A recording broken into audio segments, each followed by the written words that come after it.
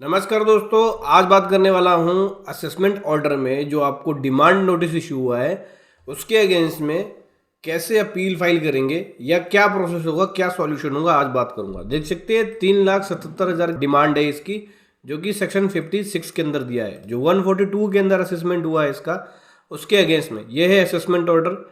चलिए डिटेल में समझिएगा केस के बारे में और इसका सॉल्यूशन क्या होगा, आज मैं आपको पूरा बताने वाला हूँ स्टेप बाय स्टेप। उससे पहले बताना चाहूंगा, जो भी भाई बंधु मेरे चैनल पे पहली बार है, इस वीडियो को पहली बार देख रहे हैं, जिन्होंने अभी तक सब्सक्राइब नहीं किया, सब्सक्राइब कर लीजिए, साथ ही साथ बेल आइकन पे भी क्लिक कर लीजिए ताकि इस तरह का कंटेंट आपको मिलता रहे। सो दोस्तों देख सकते हैं 142 के अंदर ये असेसमेंट हुआ है।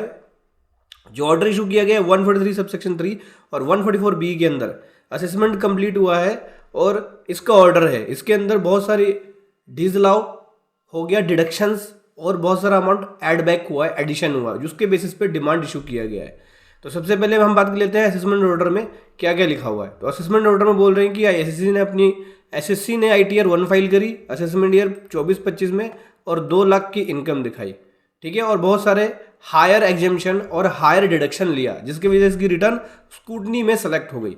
स्कूटनी में सेलेक्ट होने के बाद जब बहुत सारे नोटिस भेजे, इंटीमेशन नोटिस 143 का नोटिस, फिर 142 का नोटिस, 142 सबसेक्शन 1 के नोटिस 2 बार दिया, फिर शो कोज नोटिस दिया, ठीक है। इसका रिस्पॉन्स पार्टली कहीं फुल्ली ऐसे ऐसे मिला।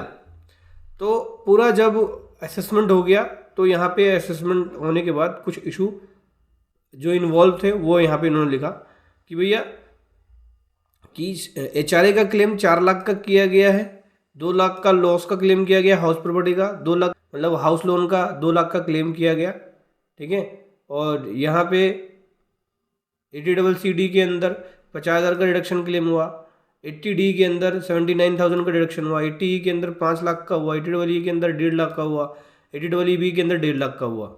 ये बहुत सारे डिडक्शंस क्लेम हुए हैं अलग अलग वेरियस और हायर डिडक्शन। जब यहाँ पे एग्जामिनेशन किया गया तो एग्जामिनेशन करने के बाद डॉक्यूमेंट को चेक करने के बाद यहाँ पे एडिशन कर रहे हैं। जैसे कि बात करें, सबसे पहला है 80CCD 1B के अंदर बोला कि भैया इसके जो डॉक्यूमेंट मिले वो 48,500 का मिला है, जबकि 50,000 का डिडक्शन है। यहाँ पे जो डिडक्शन क्लेम किया गया 50,000 का है, जबकि डॉक्यूमेंट 1,500 के मिले हैं, तो 48,500 का यहाँ पे ऐड बैक होगा, ठीक है, 80CCD 1B के अंदर। 80D के अंदर बात करें तो 80D में 79 का क्लेम किया गया है, लेकिन जो पेपर मिले हैं या इंश्योरेंस की हेल्थ रिसिट्स मिली है वो 50,234 की मिली है। तो जो एक्सेस डिडक्शन होगा, जैसे कि यहाँ पे एक्सेस डिडक्शन 79 में से 50 लेस कर दोगे तो 29,000 का यहाँ पे एक्सेस डिडक्शन है, जो कि डिसअलाउ हो जाएगा। उसके बाद 80 की बात करें तो 80 का डिडक्शन फेक डॉक्यूमेंट्स के बेसिस पे किया गया था, कोई भी डॉक्यूमेंट नहीं थे, विदाउट डॉक्यूमेंट क्लेम किया गया 80 में। तो 80 का जो डिडक्शन है वो पूरा का पूरा डिसअलाउ हो जाएगा, 5 लाख रुपये एडबैक हो गए। 80EE के अंदर 1.5 लाख का दिया, ये भी विदाउट डॉक्यूमेंट्स, ये भी 1.5 लाख रुपये एडबैक हो गए। 80EB में ये भी विदाउट डॉक्यूमेंट, ये भी 1.5 लाख रुपये ऐड हो गया, ठीक है। उसके बाद इनकम टैक्स के ऊपर जो रिफंड मिला है 3,000 रुपये का, ये शो नहीं कर रखा था, 3,060 रुपये ये भी ऐड बैक हो गया। इससे रिलेटेड जो नोटिस है वो भी भेजा और एसएससी ने यहाँ पे कंफर्मेशन भी दे दी। ये देख सकते हैं नोटिस भेजा था, ये देख सकते हैं इतना इतना अमाउंट डिसअलाउ हो रहा है, टोटल एडिशन 14 लाख रुपये का हो रहा है। तो 14 लाख का जो एडिशन है उसकी टोटल इनकम में ऐड बैक हो जाएगी। तो बोल रहे हैं कि एडिशन 279 का हो गया, किस चीज़ का हो गया, यहाँ से बोल रहे हैं कि जो एचआरए क्लेम किया है 4 लाख का, जिसमें से डॉक्यूमेंट इनका 1,02,889 का बना। देख सकते हैं 4 लाख का एचआरए बना, जिसमें से 2,01,000 समथिंग का अलाउ हुआ, बाकी का डिसअलाउ हो गया, ये एडिशन हो गया, ऐड बैक हो गया। इसके अलावा 80C की बात करें, एलटीसी की बात करें तो एलटीसी के अंदर भी 2 लाख का ले रखा था, 90,000 के यहाँ पे डॉक्यूमेंट मिले हैं, बाकी का जो बैलेंस अमाउंट है ऐड बैक हो जाएगा। डिसअलाउ जो क्लेम किया गया 24 के अंदर हाउस लोन प्रॉपर्टी का, वो भी 2 लाख रुपए का डिसअलाउ हुआ, ऐड बैक हो गया, एडिशन हो गया, मतलब 48,500 का डिडक्शन यहाँ पे 80CCD 1B के अंदर हुआ है। 80D में 29,000 का, टोटल 25,000 रुपये का डिडक्शन हो गया। 75 मिलते हैं, 50 का डॉक्यूमेंट मिले, 25,000 को ऐड कर दिया इसने। उसके बाद 80E की बात करें तो 80E के अंदर 5 लाख रुपए का विदाउट एनी डॉक्यूमेंट था, तो 5 लाख का एडिशन हुआ। 80EE में यहाँ पे 1.5 लाख का हुआ, 80EB के अंदर भी 1.5 लाख का हो गया, ठीक है, 80EB के अंदर। तो इस प्रकार से बहुत सारा अमाउंट इनका ये देखते हैं टेबल फॉर्मेट में है। टोटल अमाउंट यहाँ पे 16 लाख रुपए ऐड बैक हो गए। 14 लाख का डिसलाव है, 2 लाख रुपए की ओरिजिनल इनकम जो ITR में दिखाई है। ठीक है, टोटल 16 लाख रुपए इनकम डिटरमाइंड की जाएगी, इसके अकॉर्डिंग इस पर टैक्स बनेगा। तो उन्होंने डिपार्टमेंट ने टैक्स वैक्स सब कैलकुलेट करके डिमांड नोटिस दे दिया कि भैया 3,77,140 रुपये आपको जमा कराने हैं। ठीक है, ये जो डिमांड है ना, ये डिमांड आपको outstanding demand, response to outstanding demand के अंदर एक ऑप्शन दिखेगा, वहाँ जाओगे, वहाँ पे आपको ये डिमांड दिखेगा। हो सकता है कि ये डिमांड स्प्लिट होके आ रहा हो, लेकिन उनका टोटल यही होता है। दो अलग अलग डिमांड बन के आ जाते हैं चालान के अंदर, दो अलग अलग चालान बन के आ जाते हैं।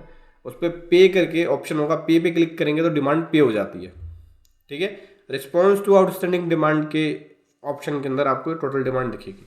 अब क्या करें अगर आपके साथ अनफेयर हो गया हो, आपको लगता हो कि नहीं भाई मेरे पास डॉक्यूमेंट है और डिपार्टमेंट ने गलत एडिशन कर दिया, मैं आगे फाइट करना चाहता हूँ। तो आगे फाइट करना है तो इसके लिए अपील फाइल करेंगे। इसके लिए फॉर्म 35 फाइल होगा।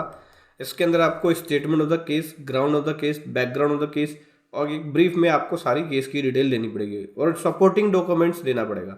ठीक है, उसके बाद जैसे अपील फाइल कर देंगे, आपकी ये अपील जो होती है वो CIT अपील होती है, कमिश्नर ऑफ इनकम टैक्स। वहाँ पे हेयरिंग लगेगी, डेट आएगी, प्रेजेंट होंगे, फिर उसके बाद वहाँ मैटर डिसाइड होगा।